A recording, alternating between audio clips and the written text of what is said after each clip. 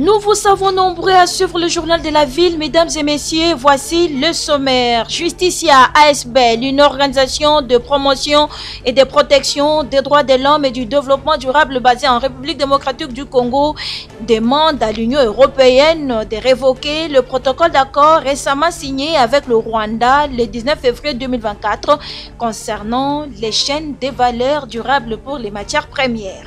Vous suivrez également dans ce journal la réplique du représentant permanent de la République démocratique du Congo aux Nations Unies, l'ambassadeur Zeno Mukongo-Ngai, suite aux dénégations infondées habituellement développées par le Rwanda.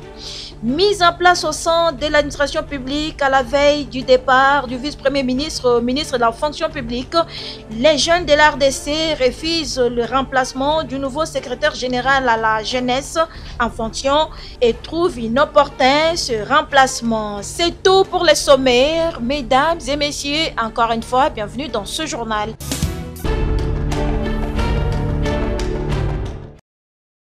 Que retenir de la réplique du représentant permanent de la République démocratique du Congo aux Nations Unies, ambassadeur Zeno Mukongo-Ngai, aux dénégations infondées habituellement développées par la partie rwandaise, notamment à la réunion du Conseil de sécurité organisée le mardi 20 février 2024 à New York, consacrée à la situation de la République démocratique du Congo. Déclaration.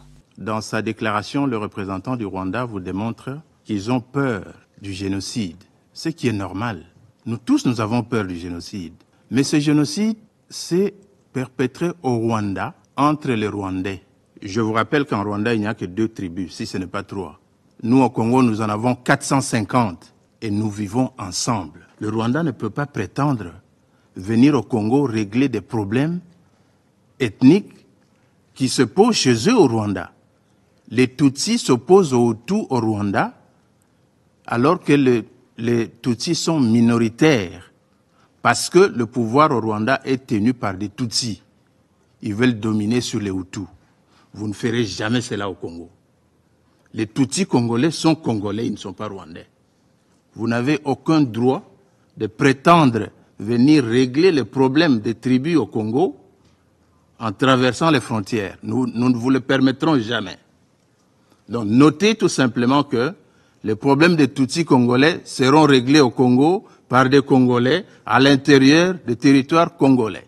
Restez chez vous. De deux, le représentant du Rwanda a peur de la rhétorique.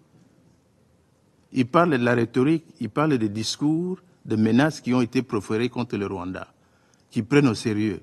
Mais eux, ils ont envahi le territoire d'un pays. Ils sont sur le territoire de ce pays avec armement, avec troupes, avec des lance-missiles, des lance-roquettes. Et ils ont peur de la rhétorique. Nous prenons bonne note de cela. Enlevez vos troupes de la RDC et vous n'aurez pas peur de la rhétorique. En ce qui concerne le blocage du processus de Luanda, tout le monde, ce conseil notamment, est témoin que le Rwanda, qui, dans sa folie de grandeur, a continué à armer les M23 pour bloquer le processus de Luanda, dans lequel nous étions tous engagés. Ce processus a des étapes. D'abord, la cessation des hostilités, le cantonnement de M23, le retrait des troupes rwandaises du territoire congolais, et ainsi de suite. Mais ils n'ont obéi à rien. La vérité, tout le monde le sait, c'est un secret de polichinelle. Les Rwandais sont au Congo pour piller les richesses, les minéraux stratégiques qui gisent dans le sous-sol de la République démocratique du Congo.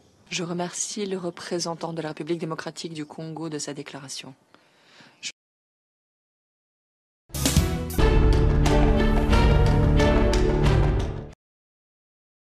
Après sa démission, conformément à la Constitution, le gouvernement Samalou Kondé, autorisé à expédier les affaires courantes, il est soumis à un certain nombre de restrictions, notamment la suspension jusqu'à nouvel ordre des recrutements, nominations, promotions et mouvements du personnel à tous les niveaux. La suspension jusqu'à nouvel ordre des engagements, des liquidations et des paiements de toutes dépenses publiques, autres que celles liées liées aux charges du personnel, la suspension des missions de service à l'extérieur du pays pour tous les membres du gouvernement et les personnels de leur cabinet, sauf les déplacements liés à certains dossiers spécifiques dont les demandes d'autorisation seront examinées au cas par cas. L'interdiction de recourir aux opérations de cession, de transfert ou d'aliénation des actifs de l'État autres que celles déjà engagées. Toutefois, des cas exceptionnels nécessitant une dérogation seront soumis à l'autorisation préalable du président de la République, chef de l'État, précise les communiqués signés par le directeur du cabinet du chef de l'État, Guilain Nyembo.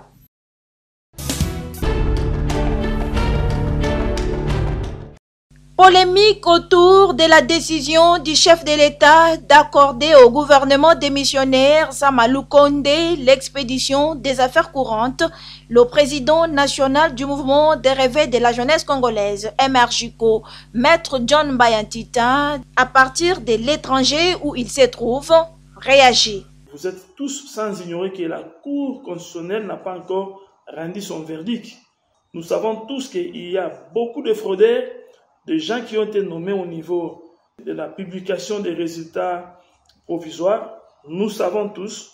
Et aujourd'hui, nous attendons que la Cour constitutionnelle puisse nettoyer la Cour afin que ceux-là qui ont été réellement votés soient présentés devant le public comme nous autres. Voilà. Donc, la décision du chef de l'État de laisser le gouvernement expédier les affaires courantes, ça ne va pas à l'encontre de la Constitution. Le chef de l'État, son Excellence Félix Antoine Tshisekedi Tshilombo, il est le magistrat suprême. Un magistrat suprême peut abolir ou lever une sanction ici d'un dernier jugement. Raison pour laquelle, vous voyez, il peut même dédouaner quelqu'un qui est condamné à mort. Donc le chef de l'État peut le dédouaner. Il a ces qualités-là, il a ces pouvoirs-là. Donc ne prêtons pas les oreilles aux ennemis du peuple qui consistent à chercher la poupe sur la tête d'un chauve.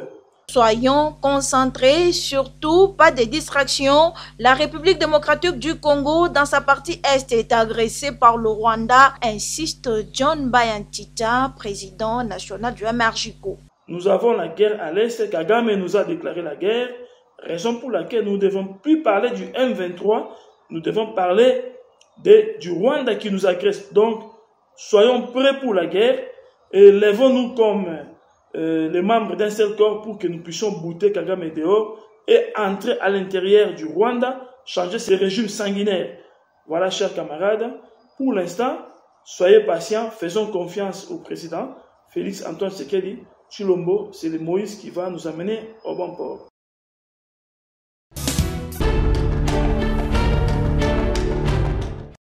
L'analyste politique Marcel Bieti Mukawa soutient les propos du président Félix Tshisekedi tenu au sommet d'Addis Abeba, disant non à toute négociation avec les rebelles du M23. Effectivement, ce que le président a dit à Addis Abeba dans ce sommet, moi j'ai vraiment aimé le président de la République disant qu'il ne peut pas négocier avec ces messieurs. Réellement, comment est-ce qu'on va passer dans la table de négociation en étant à la guerre là-bas? C'est que vous ne compatissez pas avec votre peuple.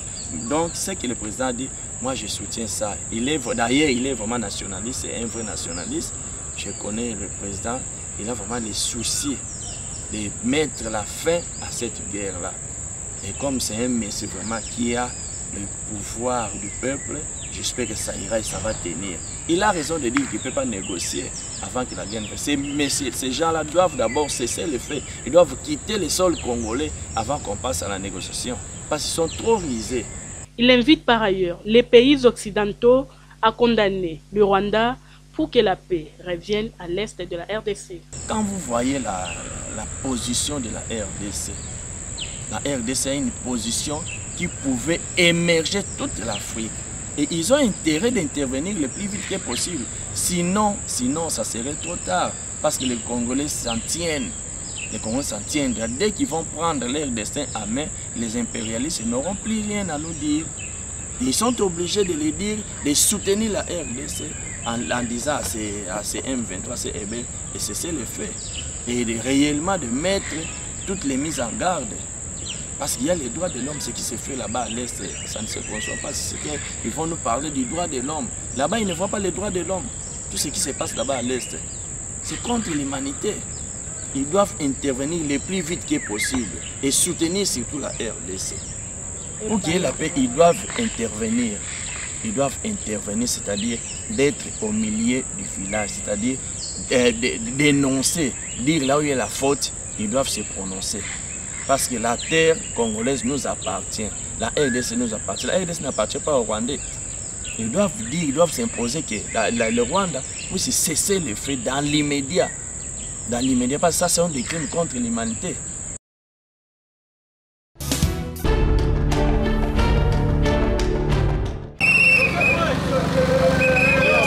Les leaders des mouvements et associations des jeunes de la République démocratique du Congo réunis ce mercredi 21 février 2024 à Kinshasa pour évaluer l'actualité sociopolitique de l'ère refusent la mise en place au sein du secrétariat général de la jeunesse.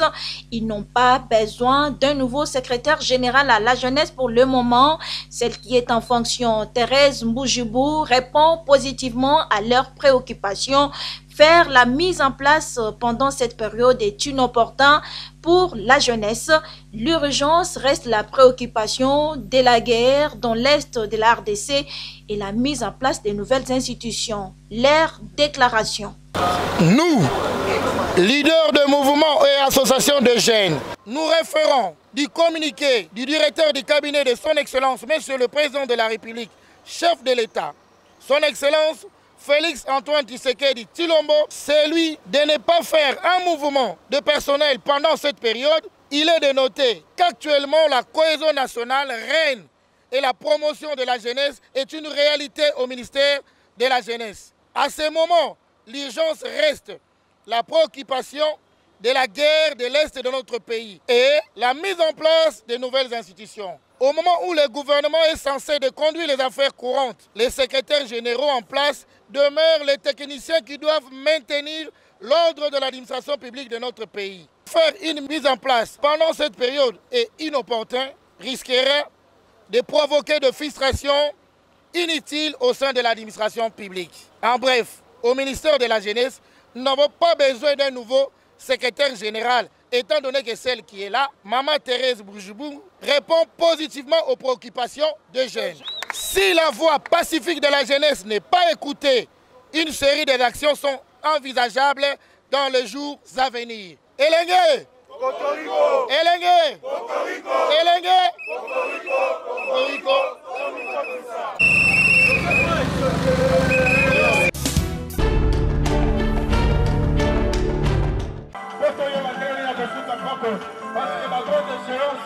La Direction générale des recettes de Kinshasa, DGRK, tient à tout prix que tout Kinois s'acquitte de son devoir civique, qui est de payer l'impôt foncier exercice 2024 et l'impôt sur les revenus locatifs IREL pour le revenu 2023.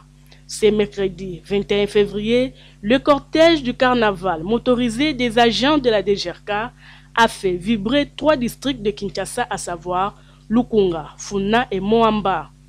Micro et baffles, dépliant en main, des bouches à l'oreille, bref, tous les moyens sont bons pour sensibiliser les Kinois sur la grande échéance impôt foncier exercice 2024, dont la période de la prorogation prend fin le 31 mars 2024, et sur l'impôt sur les revenus locatifs IREL pour le revenu 2023.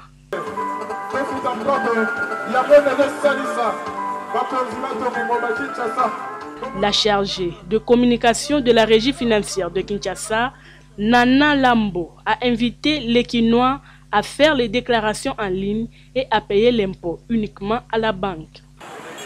Nous insistons, celui qui paye mal paye 2 fois.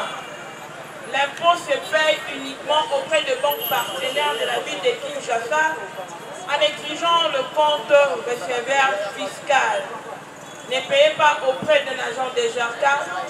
Au cas où vous voyez l'agent DGRK se présenter chez vous, dans votre domicile, devant votre porte, ça sera dans les cadres de sensibilisation, dans les cadres des orientations soit pour apporter des éclaircissements, soit pour éclairer volontaires. Nous vous attendons déclarer et payer votre impôt foncier, exercice 2024. Payer l'impôt est une obligation. Dépasser le délai prévu, les concernés tomberont dans les sanctions, a-t-elle martelé. Nous vous attendons jusqu'au 31 mars 2024 et dépasser ces délais qui bien évidemment étaient prorogés, qui est allé du 1er février pour la date finale au 31 mars 2024. Dépasser ces délais, il y aura des pénalités, il y aura des saisies, il y aura des félages, il y aura des astreintes. Nous en appelons la conscience de tous pour éviter toutes ces pénalités-là. Votre maison vous appartient, mais les sols, nous devons tous retenir que les sols appartiennent à l'État. La population quinoise est invitée à répondre positivement à l'appel de la Direction générale des recettes de Kinshasa DGRK au risque de subir les pénalités.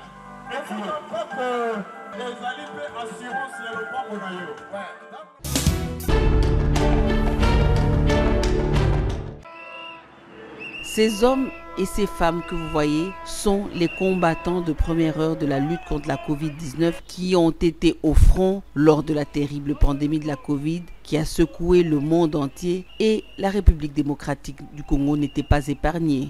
Aujourd'hui, ces vaillants combattants sont payés en monnaie de singe. Ils réclament le paiement de près de 10 mois d'arriérés de leurs primes. Ce énième sit-in au ministère des Finances est organisé pour exprimer le ras-le-bol. Nous avons suivi les déclarations, premièrement de notre ministre du tutelle, qui avait déclaré que l'argent était déjà décaissé. Et en suivant maintenant le monsieur Alinguetti qui est de l'IGF, il nous rassura que cet argent n'a pas été sorti et que le gouvernement a le droit de pouvoir nous faciliter la sortie des fonds. Ça fait plus de 10 mois que nous revendiquons notre droit. Le Premier ministre sortant avait déjà signé les documents pour que nous soyons payés. Et juste 2 fois. Mais les DTO avaient été expirés. On a refait le processus. Maintenant, les DTO traînent encore ici au ministère des Finances. Alors on ne sait pas quand est-ce qu'on va nous payer. C'est pourquoi nous sommes venus revendiquer notre droit qui est légitime. Ça fait plus de 2 ans que nous continuons à réclamer notre argent. Nous sommes des prestataires Covid. Nous avons sauvé le pays pendant une période très difficile. Nous avons souffert, nous et nos familles. Certains camarades ont perdu le leur parce qu'ils ont été dans les fonds en soignant les malades Covid. Ils ont ramené le Covid chez eux à la maison et le plus cher de leur famille sont morts. Et pourquoi le gouvernement ne veut pas nous payer notre argent? Tobundi, pe maladi wana ekei. Si on peut faire biso mbongo na biso comme tobi makato ko tambola boye dossier na biso ezali awe pa Nicolas Kazadi bande eza na mesa na ye pour assigner kaka OPI c'est-à-dire ordre de paiement informatisé que na banque ba futa biso avant de dossier. Alors tozo senga na président de la République a s'ingérer na dossier oyo de sorte que ba futa biso mbongo na biso. Après avoir mené plusieurs démarches à la primature, au ministère de la Santé, au ministère du Budget, ils sont encore et toujours bloqués au niveau du ministère des Finances, qui est la dernière étape pour le dénouement de cette situation.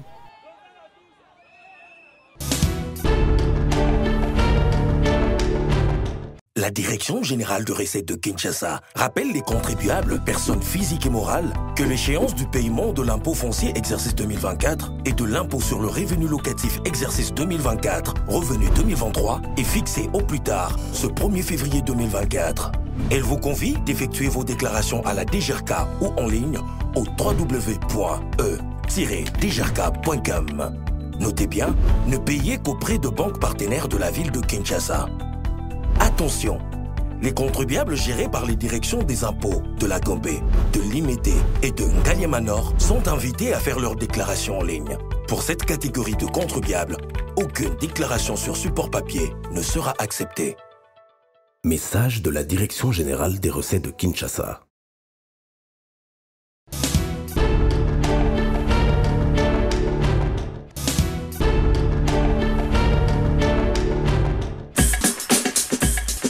nous sommes arrivés à la fin de ce journal de la ville. Mesdames et messieurs, merci pour votre attention soutenue. Le prochain rendez-vous est pris pour ce jeudi avec le même plaisir.